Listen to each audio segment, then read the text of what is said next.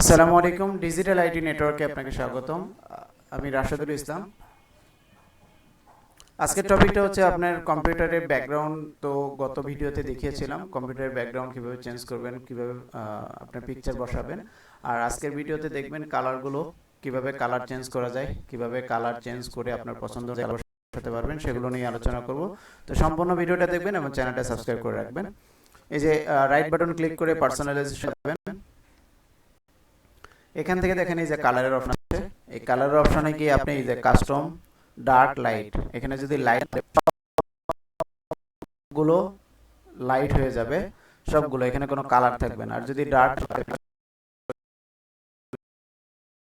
আসবে, আর যদি কাস্টম দেন তাহলে কাস্টম যেটা আপনি করে রেখেছিলেন সেরকম চলে আসবে।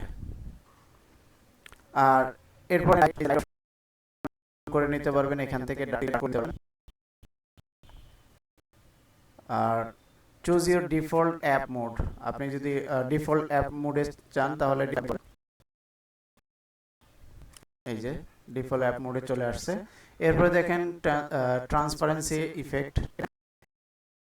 এই ইফেক্টটা দেওয়ার কারণে আমারটা একটু হালকা লাইট হয়ে গিয়েছে থেকে, এটা হবে, এটা আপনি এখান থেকে করে নিতে পারবেন। তারপরে চুজ ইউর এক্সেন্ট কালার, যেটা automatically pick and accent colour from my background. আপনার ব্যাকগ্রাউন্ডে যদি অটোমেটিক কোনো কালার দিতে চান, দেখেন এখানে আমার এগুলো কালার ইউজ করেছিলাম, রিসেন্ট কালার, এগুলো এই জন্য এসেছে। এই যে এই কালারগুলো দেখেন, এটা হচ্ছে ডিফল্ট ব্লু। কম্পিউটারে মাইক্রোসফটের যে ডিফল্ট যে কালারটা থাকে সেই কালারটা এখানে আপনি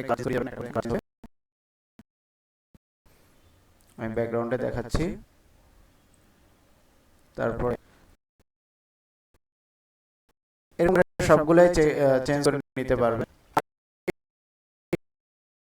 এখানে যদি কাস্টম কালার করতে চান কাস্টম কালার করে নিতে পারবেন আপনার পছন্দ অনুযায়ী। যদি আপনি এখানে কালার করতে চান, এই যে আপনার পছন্দ অনুযায়ী কালার করে নিতে পারবেন। এটা হচ্ছে আপনার উপর ডিপেন্ড করবে আপনি কি কালারটা পছন্দ করেন। আর আর স্টার্ট টাস্কবার এন্ড আপনি যে কালারটা চুজ করেছেন এই কালারটা কোন কোন জায়গায় আপনি চাচ্ছেন, কোন কোন স্থানে চাচ্ছেন, সেই কালারটা যদি এখানে দেন, দেখেন টাস্কবারে চলে আসবে, স্টার্ট মেনুতে চলে আসছে, তারপরে এন্ড অ্যাকশন সেন্টারে চলে আসলে সব জায়গায় চলে আসছে। এখন আপনি কোথাও যদি ক্লিক করেন তাহলে দেখবেন এই কালারটাই শো করবে। আর এই যে টাইটেল বার, এটা উইন্ডোজ বর্ডার, উইন্ডোজের যে বর্ডারটা আছে থাকবে।